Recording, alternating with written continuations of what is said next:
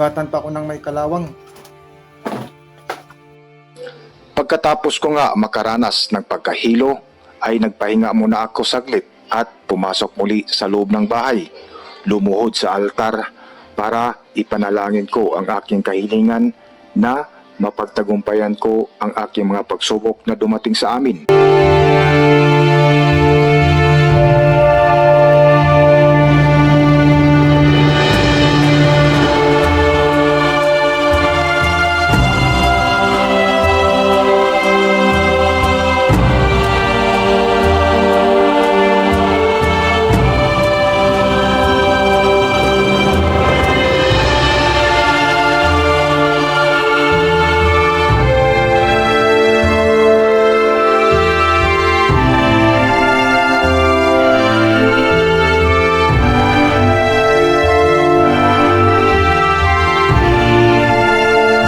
Hesus, inilalagay ko po sa inyong harapan ang aking mga balakin, ang aking mga gawain upang inyong pagpalain at papagtagumpayan.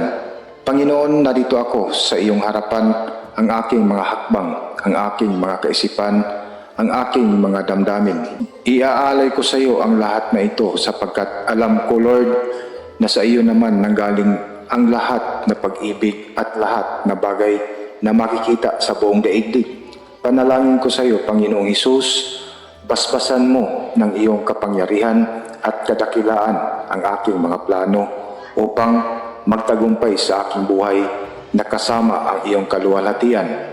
Sa pangalan ng aming tagapagligtas na si Hesus, na iyong bugtong anak.